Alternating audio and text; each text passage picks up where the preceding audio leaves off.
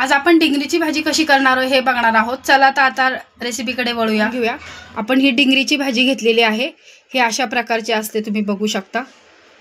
जसं गवारीची शेंगा त्याचप्रमाणे, फक्त ही जरा थोडीशी लांबसर असते। त्यानंतर आपण भाजून शेंगदाण्याचा कूट करून घेतलेला आहे 2 चमचे, एक बारीक चिरलेला कांदा, टोमॅटो आणि थोडीशी कोथिंबीर। आता आपण मीठ घेतलेला आहे बारीक, त्यानंतर हळद, मिरची पावडर, गोडा मसाला, धनिया पावडर आणि हा घरचा मसाला आहे। ही भाजी आहे ना अशा प्रकारे तुम्हाला पाहिजे त्या साईजमध्ये छोटी मोठी अशी कट करू शकता।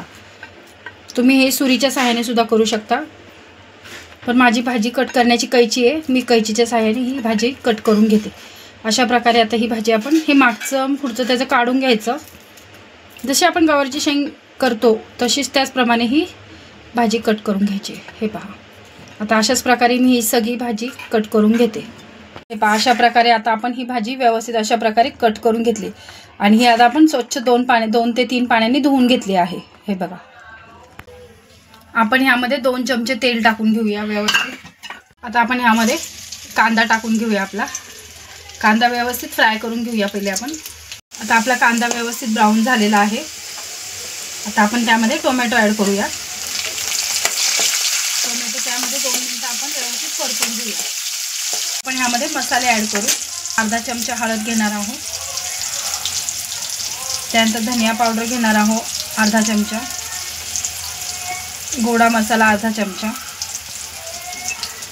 लाल तिखट 1 चमचा घेतलेला आहे मी, आणि घरचा मसाला 1 चमचा घेतला आहे। तुम्ही तुमच्या आवडीनुसार कमी जास्त तिखट करू शकता।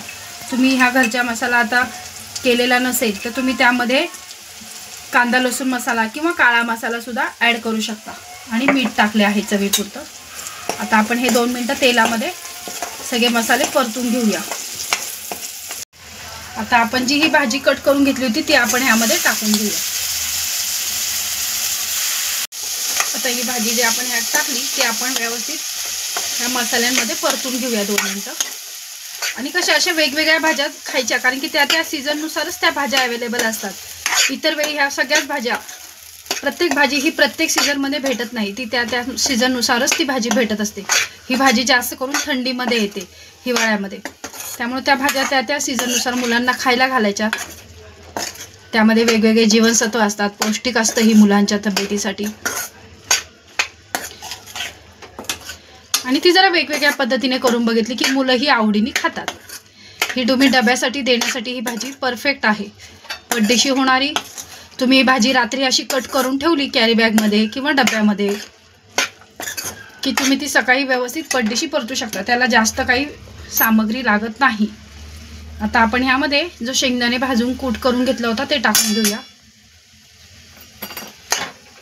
आणि ह्यामध्ये फक्त 1 ग्लास पाणी टाकायचे, त्यामध्ये ही भाजी व्यवस्थित शिजवून घेणार आहे आपण। आता आपण ह्यामध्ये 1 ग्लास पाणी टाकून ही 10 मिनिटं ही भाजी व्यवस्थित वाफून घेणार आहोत। आपली एवढ्याच पाण्यामध्ये ही भाजी व्यवस्थित शिजणार आहे। आता आपण हिरवी पालेभाजीला कोथिंबीर वरतून टाकायची गरज नसते, पण त्याचा स्वाद छान येतो, त्यामुळे आपण काय करणार ही आता शिजतानाच इथे कोथिंबीर टाकून घेणार आहोत आपण। हे पहा, अशा प्रकारे आपली आता ही डिंगरीची भाजी खाण्यासाठी तयार झाली आहे।